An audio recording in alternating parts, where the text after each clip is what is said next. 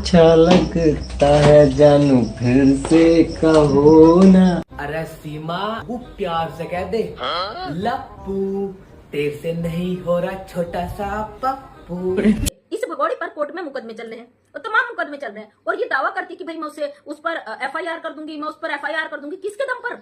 तुम्हारा कानून ऐसा, तुम्हारी सरकार ऐसी, उठाओ सीमा हैदर को फेंक दो। तो मैं कहती तुम्हारे बाप का ठेका लिया है क्या हमारे भारत के नागरिकों ने? जो तुम्हारी मन मुताबिक चले, ये भगौड़ी तुम्हारी मत मुताबिक चले। इसको नागरिकता मिल जाएगी 15 अगस्त को, तुम देखती रह जाओगी। बिल्कुल सीमा हैदर ने नेपाल से लप्पू से बात करने के लिए अपना फोन इस्तेमाल क्यों नहीं किया? सीमा हैदर ने नेपाल में ही अपने सिम तोड़कर क्यों फेंक दिए?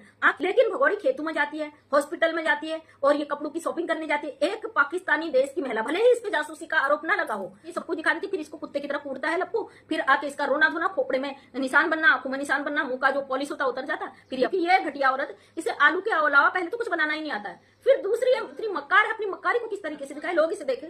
दोस्तों, आप ऊपर जो जिस औरत को देख रहे हो, इस औरत को पहचानते ही होंगे। यह है सीमा हैदर भगुड़ी। इसका नाम हर कोई भारत में बच्चा बच्चा जानता है। इस औरत ने अपने बच्चों की, चार बच्चों की जिंदगी बर्बाद की, जिसमें 3 लड़की, 1 लड़का है और एक बच्चा ये गोद में लेकर फिर रही है। दोस्तों, आज जो मैं आपको अपडेट देने जा रहा हूं इस सीमा हैदर केस के लिए, वो बहुत बड़ी है। उसको सुनना आपके लिए बहुत जरूरी है। इसलिए मैं ये चाहता हूं कि ये वीडियो जो है आप बीच में छोड़कर मत जाना, क्योंकि दोस्तों आप आधी अधूरी वीडियो देख के जाओगे तो आपको कुछ मालूम नहीं चलेगा। क्योंकि इस केस में, जो सीमा हैदर का केस है, इसमें बहुत बड़ा होने वाला है। क्योंकि मोमिन मलिक सर चुपचाप इस केस में लगे हैं और कई सारी उन्होंने तैयारी कर चुके हैं इस सीमा हैदर को डिपोर्ट कराने के लिए। हाँ दोस्तों, सीमा हैदर डिपोर्ट होने वाली है और वो बहुत जल्द होगी। कोर्ट में ये भगुड़ी पेश होने वाली है। इसके ऊपर वो एक्शन होने वाला है जो अभी तक नहीं हुआ है। मेरे दोस्तों, मैं सही खबर आपको बता रहा हूं। इस केस को लेकर सीमा हैदर पर कोर्ट की तरफ से नोटिस जारी होने वाला है और वो बहुत जल्द उसकी अपडेट आपको मोमिन मलिक सर की तरफ से मिलने जा रही है। गुलाम हैदर आए ना आए, ये सीमा हैदर डिपोर्ट होगी 100%।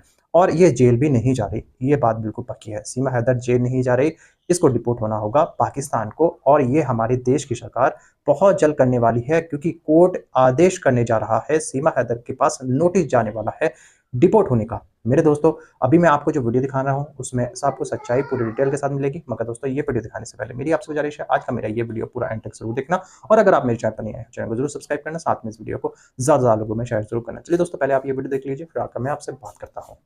तो दोस्तों, भगौड़ी को लेके सोशल मीडिया पे तमाम तरीके की अफवाह फैल रही है और भगौड़ी को लेके बहुत सारे नेगेटिव और पॉजिटिव दोनों तरीके के थॉट्स लोगों में आ रहे हैं। और लोगों ने इतने ज्यादा अब क्या कहते हैं ना कि अब कोई चीज आ नहीं रही है, मोबिन सर कुछ बता नहीं रहे अंदर खाने क्या हो रहा है, लेकिन यहाँ पे बहुत सारे जजों ने अपने अपने फैसले सुना दिए।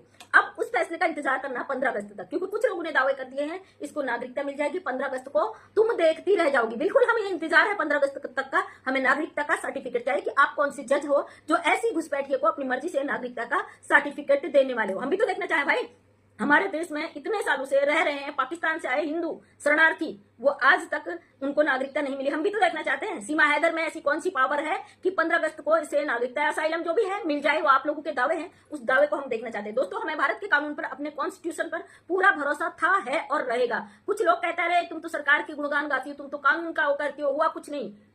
अरे थोड़ा सा दिमाग पे जोर डालो। ये औरत 50 दिनों तक हमारे देश के अंदर छुप कर बैठी है। इसने कहां संपर्क करा, क्या क्या चीजें करी और क्या क्या चीजें नहीं करी, आपको पता है क्या?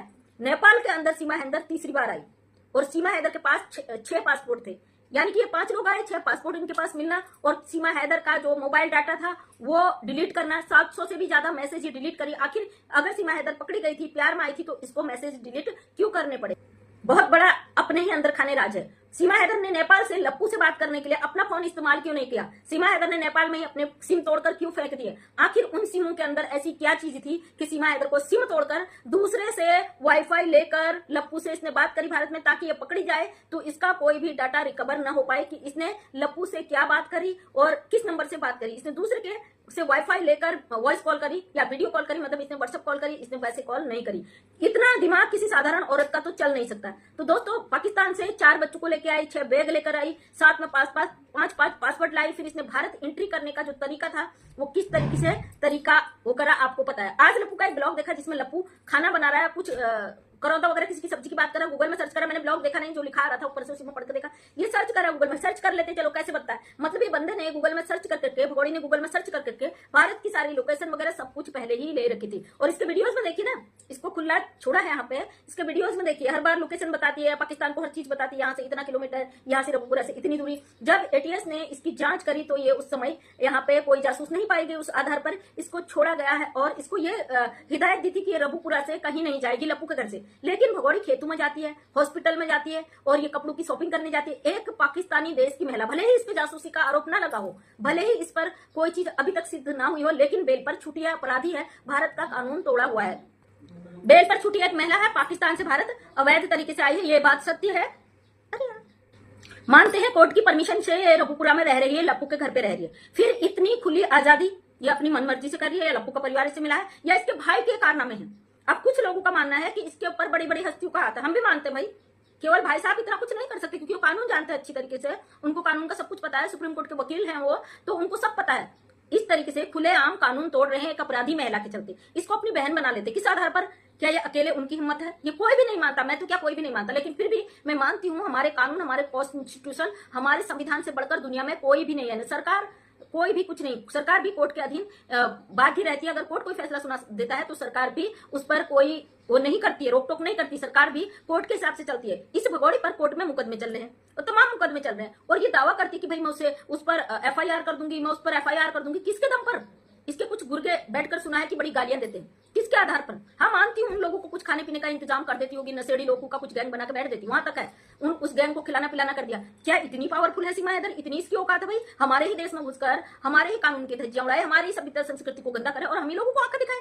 अब कुछ लोग कहते हैं जो पाकिस्तानी है, तुम्हारा कानून ऐसा, तुम्हारी सरकार ऐसी, उठाओ सीमा हैदर को फेंक दो। तो मैं कहती तुम्हारे बाप का ठेका लिया है क्या हमारे भारत के नागरिकों ने, जो तुम्हारी मन मुताबिक चले? ये भगोड़ी तुम्हारी मन मुताबिक चले, हर चीज का ब्यौरा तुम्हें पाकिस्तान में दे, और तुम लोग अपने बच्चों की मांग करने के बजाय अंट संट गाली गलौज कर दो, कीचड़ उछालो। हमारे देश का बादल भी गया है ना, कानूनी तरीके से उसकी लड़ाई लड़ी है उसके माँ बाप ने। कौन सा उसके माँ बाप यहाँ पे गंदी गंदी गालियां दी है?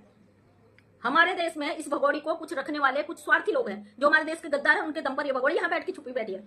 अब देखो ना, रक्षाबंधन तक इसने तमाशा करा, अच्छा खासा व्यूज आ रहा था, अभी अपनी गंदगी दिखाएगी तो कोई इसको देखेगा नहीं, फिर से भाई साहब आ जाएंगे यहीं तक। इसका वो है, क्योंकि भाई साहब को भी पता है जिस दिन इसको पुलिस अरेस्ट करके ले गई तो भाई साहब तो क्या, उनके भाई साहब भी इसको नहीं बचा पाएंगे। ये भगोड़े हमारे कानून, हमारे संविधान से बढ़कर कुछ नहीं है। अभी 1-2 दिन बाद देखना इसकी शक्ल में फिर लाले पड़ जाएंगे, क्योंकि इसको हर तीज त्योहार के बाद जमकर कूटा जाता है। तीज त्योहार में इसके जमकर लोग आते हैं, फिर ये जमकर अपनी मनमानी करती है, धज्जियां उड़ाती है हर चीज की, ऑन यूट्यूब भी दिखा देती है, सब कुछ दिखा देती है, फिर इसको कुत्ते की तरह कूटता है लप्पू, फिर आके इसका रोना धोना, खोपड़े में निशान बनना, आंखों में निशान बनना, मुंह का जो पॉलिश होता है उतर जाता है, फिर ये अपने असली रंग में आ जाती है। मतलब इस भगोड़ी की बदकिस्मती देखिए, पाकिस्तान में जो औरत बड़े बड़े होटलों में बिरयानी सिरियानी तमाम गंद खाती थी, वो औरत अब इतनी मजबूर है, केवल आलू दिखाने को मजबूर है, क्योंकि ये घटिया औरत, इसे आलू के अलावा पहले तो कुछ बनाना ही नहीं आता है, फिर दूसरी इतनी मक्कार है, अपनी मक्कारी को किस तरीके से दिखाए, लोग इसे देखें। ये देश हमारा, ये कानून हमारा, ये सरकार हमारी, संविधान हमारा, लेकिन धज्जियां उड़ाने के लिए एक पाकिस्तानी गद्दार यहाँ पे बैठे। और जो लोग गालियां देते ना, बेटा इंतजार करो, क्योंकि प्रसाद सबको मिलेगा, आप छुट्टे नहीं बचोगे, आपको भी प्रसाद मिलेगा। अपनी मर्जी से दावे कर रहे हो, दावे करते जाओ, कोई नहीं रोक रहा। इस भगोड़ी को सपोर्ट की जरूरत है, वो सपोर्ट अपना बनाए रखना, कम से कम नमक हरामी मत करना, जो तुम लोगों ने इससे खाया है उसके दम पर टिके रहना, अपनी हकीकत पे टिके रहना, क्योंकि वो गद्दार मत बनना, जिसका खाओ उसी का बन जाओ। तो दोस्तों, पाकिस्तान से जो अवैध घुसपैठी आई है, ये इसका जो दावे थे कि पाकिस्तान में गरीबी के हालात जी रही थी, इसके पास कुछ नहीं था, भिकमंगी थी, ये हैदर लाले, इसको इसका पति खाने के लाले देता था, खैर इसकी पर्सनल चीजें यही जाने। तो मैं कहती हूँ इसके पास इतने सारे पासपोर्ट वीजा बनाने के लिए पैसे कहां से आए? अगर पैसे आए तो ये कहती है कि मैंने मकान बेचा। इसने मकान कैसे बेच लिया? इसका भाई आर्मी में, इसका चाचा आर्मी में, मतलब कहीं ना कहीं तो इसके तार जुड़े हैं ना। फिर भी हम तय नहीं कर सकते कि ये जासूस है या नहीं, जजमेंट हम नहीं दे सकते। हाँ, सरकार की नॉलेज में हमारी बात जाए, इतनी हम उम्मीद जरूर करते हैं कि इस महिला के सोशल मीडिया पे सारे कारनामे सारी खुली किताब की तरह है। जो कहती सताई हुई हूँ, जो कहती मुझे इस तरीके से परेशान किया गया था, मैं इतनी दुखी थी, प्यार में भाग कर आ गई, तो इसी महिला के पाकिस्तान से एक महंगे सूट पहनने का, क्लब में जाने का, होटल में बिरयानी खाने का सारा वीडियोज है। और ये कहती कि मैं मतलब प्यार में आई हूं, तो इसके प्यार के भी सबूत है, वहां से इसके एक नहीं कई मर्दों के साथ वीडियोज है। तो ये महिला किस तरीके से, एक पाकिस्तानी औरत झूठ की दुकान खोलकर अपने भारत में एंट्री कर जाती गलत तरीके से, और गलत तरीके से यहाँ पे लोगों को गुमराह करने का काम कर रही है। आज भी इसने एक वीडियो जारी किया है, किसी बहन ने मुझे वीडियो सेंड किया, जिसमें भगोड़ी कह रही है कि लिविंग रिलेशनशिप में रहना गलत है, औरतें गलत करती हैं, जिसे शादी करती है अपने पति के साथ रहे। तो ये इनलीगल घुसपैठी अपने पति के 4 बच्चों को लेकर भारत में घुस गई। यह ज्ञान देगी भारत में बैठे लोगों को कि क्या लीगल है, क्या इनलीगल है। जो ये औरत गंदगी की दुकान जो यहाँ पे मुंह खोल के कहती है कि औरतें गलत कर रही है, हमारे भारत की उन लोगों को कहती है जिन्होंने अपने पतियों के साथ गलत किया। अभी उसमें मुस्कान, सोनम रघुवंशी, तमाम लोग जिनके पति आज दुनिया में नहीं, उन लोगों के लिए बोलती है औरत कि उन औरतों ने गलत करा, लिव इन रिलेशनशिप में रहना गलत है। तो यह औरत लिव इन रिलेशनशिप छोड़िए, अपने पति के पीठ पीछे बिना तलाक दिए उसका पैसा भी खा रही थी इतने सालों से, और उसके 4 बच्चों को भी उठाकर अपने ही देश में धोखा नहीं दिया भाई। ये 7 समुद्र पार करके गैर मुल्क में घुस गई, और गैर मुल्क में घुसकर चुपचाप बैठी नहीं, इसने अपना तांडव तमाशा और भी तेजी से जारी करा। दूसरे मुल्क में जाकर अपना मुंह फाड़ फाड़ के एक गलत रिश्ते में बैठकर लप्पू जैसे छिछोरे के साथ बैठकर अपनी अश्लीलता का बाजार खोलकर पूरी दुनिया को एक मैसेज दिया कि भाई देखो, अगर तुम शादीशुदा हो, तुम्हारे 4 बच्चे भी हो गए, तुम्हारी मर्जी, अगर तुम इस तरीके की गंद बचाना चाहो तुम्हें कोई रोक नहीं सकता, तुम दूसरे मुल्क में घुसकर चले जाओ। इसने हमारे नेपाल के रास्ते भारत आने का रास्ता बड़ा आसान करा, और लोगों को सारी चीजें सोशल मीडिया के थ्रू पता भी है। 2 देशों के जो मसले हैं, उस मसलों के रहते हुए एक पाकिस्तानी गद्दार को यहाँ पे रखने वाले हमारे देश के सबसे बड़े गद्दार है। हमारा मुंह बंद करने के लिए तमाम तरीके से गंदे गंदे कमेंट्स करते हैं, है ना। क्या तुम्हारे गंदे कमेंट्स हमें रोक लेंगे? तुम्हारी इतनी औकात है कि एक पाकिस्तानी गद्दार हमारे देश में आए और तुम हमारा मुंह बंद कराओ? और बहुत बड़ी बड़ी बातें की जा रही है, किसी मायादर को खरीदा गया इतने करोड़ में, इस चीज के लिए लाया गया, मैं नहीं जानती, लेकिन कानून पे अपना भरोसा कि हमारा भारत सरकार जिस दिन इस भगोड़ी की किताब चालू कर देगा ना, चार्जशीट दायर हो जाएगी, इसको कोर्ट में पेश होना पड़ेगा, तो पहले ही मुकदमे में टिक जाए, ये दावा है मेरा कि इसके पास जो सबूत होंगे उस आधार पर पहले दिन इसका हिसाब किताब खत्म हो जाएगा। कोर्ट से बेल पर छुट्टी है, कोर्ट में चीजें दोबारा अप्लाई नहीं हुई है, और अब जो चीजें मोबिन सर ने की, हमको उस पर पूरा भरोसा कि इस भगोड़ी का 3, 4, 5 सब एक साथ होगा, इंतजार करिए। और हाँ, हमें जो रोकने का प्रयास करें आप सफल नहीं हो पाओगे, क्योंकि जब तक ये महिला यहाँ से फेंकी नहीं जाएगी तब तक हम इसके लिए बोलते रहेंगे। जिस दिन ये महिला उठाकर जेल में फेंक दी जाएगी या पाकिस्तान फेंक दी जाएगी, उसके बाद हम इस पर कोई भी बात नहीं करेंगे। इस औरत का कोई वो नहीं है, जब तक ये औरत हमारी छातियों पर दाल दल रही है ना, हमारे देश के भाई बहन दुखी है, तब तक इस महिला की हम धुलाई ऐसे ही करते रहेंगे, जिसमें जितनी हिम्मत हो। दोस्तों देखा आपने ये वीडियो, मुझको पूरी उम्मीद है ये वीडियो देखकर आपको सीमा केस के बारे में डिटेल के साथ पता चल चुका होगा। दोस्तों आपकी क्या राय है इस वीडियो के बारे में, मुझे कमेंट बॉक्स में कमेंट कर जरूर बताना। दोस्तों आज की वीडियो में बस इतना ही, मैं फिर मिलूंगा ऐसी ही दूसरी वीडियो के साथ, तब तक के लिए जय हिंद, खुदा हाफिज़।